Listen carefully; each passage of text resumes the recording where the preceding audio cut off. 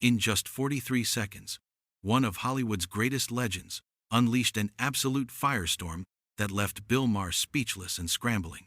What started as a conversation about acting quickly turned into a brutal takedown that ended with Robert De Niro storming off set, leaving the host's credibility in tatters and the entire studio in complete shock. Before we get into this explosive confrontation, make sure you subscribe to the channel for daily videos exposing Hollywood's darkest scandals. You won't want to miss what happens next in Tinseltown. Last night, on Real Time, the tension was thick from the moment Robert De Niro walked onto the stage. Bill Maher greeted him with his usual smirk, the kind that suggests he's already won whatever debate is about to happen. De Niro sat down, his expression guarded, and you could tell something was brewing beneath the surface. The audience applauded, completely unaware they were about to witness television history. Maher opened with what seemed like a simple question about De Niro's latest film project. The legendary actor answered briefly, professionally, keeping his responses measured. But Maher wasn't interested in talking about movies. Within minutes, he pivoted hard, bringing up De Niro's public statements about politics, his activism, his passionate speeches. The host leaned back in his chair with that trademark condescending grin, and that's when things started to shift.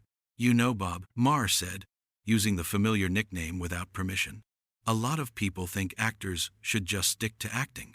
What makes you think anyone wants to hear your political opinions?" De Niro's jaw tightened. You could see his hands grip the armrests of his chair. "Well, Bill," he replied slowly, "I'm a citizen. I have every right to speak my mind, just like you do every week on this show." Maher laughed, but it wasn't a friendly laugh. It was dismissive, mocking. Sure, but come on, you're reading lines other people write for you. That's your job. Why do you think that qualifies you to lecture everyone else?" The audience went quiet. This wasn't playful banter anymore. This was personal, and everyone could feel it. De Niro leaned forward, his famous intense stare locked onto Maher. "I've lived in this country for over 80 years. I've seen things change. I've watched people struggle. Just because I'm an actor doesn't mean I don't have a brain or a heart." Maher waved his hand dismissively, as if swatting away De Niro's words like annoying flies. "Look, I get it. You're passionate. But don't you think all these celebrity activists are just virtue signaling? I mean, you guys live in mansions and fly private jets, then lecture regular people about how they should live. It's kind of hypocritical, don't you think?" De Niro's face went red, not from embarrassment, but from anger. Pure, unfiltered anger. "You're calling me a hypocrite? You sit here every week, acting like you're some voice of reason, but you're just as privileged as anyone you're criticizing. At least I'm trying to use my platform for something that matters." "Oh, here we go," Maher said, rolling his eyes dramatically. "The 'I'm using my platform' speech. Bob, nobody cares what celebrities think anymore. You're not special because you were in The Godfather." That was the match, striking the gasoline. De Niro stood up slightly from his chair, his voice rising. "You think this is about being special? This is about giving a damn about other people. Something you clearly know nothing about, sitting here on your high horse, making jokes while the world burns." Maher tried to laugh it off, tried to regain control, but his smile was faltering. Whoa, calm down there, Bob. It's just a conversation."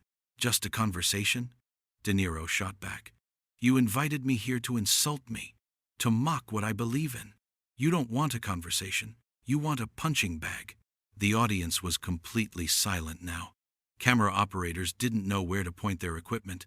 This was going off the rails fast, and everyone knew it. Maher shifted in his seat, clearly uncomfortable but trying to maintain his superior attitude. "I'm asking legitimate questions that a lot of people want answered. If you can't handle that, maybe you shouldn't come on talk shows." De Niro's eyes narrowed dangerously. "Legitimate questions? You're not a journalist, Bill. You're a comedian who thinks being cynical makes you smart. There's a difference between asking tough questions and being a complete jerk for ratings." Maher's face changed. The smirk disappeared, replaced by something uglier. Anger mixed with wounded pride. "Oh, I'm the jerk? You're the one who can't take a little pushback without having a meltdown on national television. This is exactly what I'm talking about. You celebrities are so used to everyone kissing your ass that the moment someone challenges you, you fall apart. Challenge me? De Niro's voice was shaking now, not from fear but from rage barely contained. You're not challenging me. You're attacking me. You're trying to humiliate me in front of your audience so you can feel superior. That's not discourse. That's bullying. Maher stood up now too, matching De Niro's energy. Bullying? Are you serious right now? You came on my show. You knew what kind of program this is. If you're too thin-skinned to handle it, that's on you, not me. The two men were face to face now, the desk barely separating them. The audience was frozen, unsure if they should intervene or just watch history unfold. De Niro pointed his finger at Maher, his voice dropping to a dangerous whisper that somehow carried throughout the entire studio. You know what your problem is, Bill. You think being mean is the same as being honest. You think tearing people down makes you clever, but all it does is show everyone what a small, petty person you really are. Maher's face went pale, then flushed deep red. He wasn't used to being talked to like this, especially not on his own show. Get the hell off my stage, he said, his voice tight. Gladly, De Niro snapped back. I don't know why I expected anything different from you. Your whole career is built on punching down and pretending it's comedy. I said get off my stage, Maher shouted, losing all composure now. His famous cool demeanor had completely evaporated. You're done here! De Niro ripped off his microphone, the wire snapping from his shirt. I was done the minute I walked out here and realized what kind of person you really are.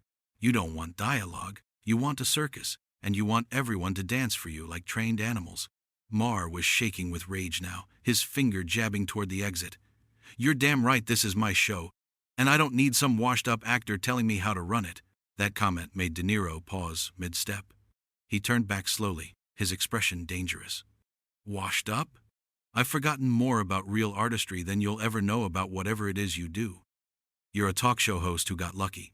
I'm a two-time Academy Award winner who's been working for 60 years. There's no comparison. The audience gasped. Some people started applauding De Niro, which only made Maher angrier. Get your ass out of here right now, Maher screamed, all pretense of control gone. Security! De Niro laughed, but it was cold and bitter. You need security to handle one old man who's telling you the truth? That's pathetic, Bill. Really pathetic. Maher was sputtering now, barely coherent. You come on my show, disrespect me, insult me in front of my audience, and I'm the bad guy. That's rich. I came on your show expecting a conversation. De Niro shot back, his voice cutting through Maher's hysteria like a knife. Instead, I got ambushed by someone who's more interested in scoring points than actually connecting with another human being. You asked me why I speak out about things I care about? This is exactly why. Because people like you exist. People who would rather tear others down than build anything meaningful. Maher opened his mouth to respond, but De Niro wasn't finished. You want to know what's really hypocritical, Bill? You sitting there, acting morally superior, questioning my right to have opinions, while you do the exact same thing every single week. The only difference is, I actually give a damn about the impact of my words. You just want applause and ratings. That's it, Maher was screaming now, his face purple with rage. Get him out of here, now! 2 security guards started moving toward the stage, but De Niro held up his hand. Don't bother. I'm leaving. I wouldn't spend another second in this toxic environment if you paid me. He turned to the audience, many of whom were on their feet now. Some cheering, some shocked into silence. I'm sorry you had to see this. I'm sorry I wasted your time and mine coming here tonight. Maher tried to get in one last shot. Yeah, walk away. That's what you people do when you can't handle the truth. De Niro whirled around one final time, and the look on his face made even Maher take a step back. The truth? You wouldn't recognize the truth if it slapped you in the face, which, frankly, someone should do because maybe then you'd wake up and realize what an absolute ass you've become. That's enough, Maher shouted, but his voice cracked and everyone heard it. The power dynamic had completely shifted. He was no longer the cool, collected host in control. He was a man who had lost control of his own show, his own emotions, and his own reputation in the span of minutes. De Niro shook his head slowly, almost pityingly. You know what's sad, Bill? I actually used to respect you. Years ago, I thought you were brave, speaking truth to power, making people think. But somewhere along the way, you became exactly what you used to criticize. You became the bully. You became the person who thinks being cruel is the same as being right. Maher's hands were shaking. He gripped the edge of his desk so hard his knuckles turned white. "Get out," he said again, but this time it was barely a whisper. He had nothing left. No witty comeback, no clever retort, no way to spin this into a win. De Niro adjusted his jacket, straightened his shoulders, and looked directly into the main camera. For anyone watching at home, don't let people like this make you think cynicism is wisdom. It's not. Speaking from the heart, caring about things, standing up for what you believe in, that's not weakness. That's strength. And if someone mocks you for it, that says everything about them and nothing about you, then he turned and walked off the stage, his footsteps echoing in the stunned silence. Maher stood there, frozen, as the audience erupted into a mix of reactions. Some people were applauding wildly, others were booing, others just sat with their mouths open, processing what they'd just witnessed. The cameras didn't know whether to follow De Niro as he exited, or stay on Maher's stricken face.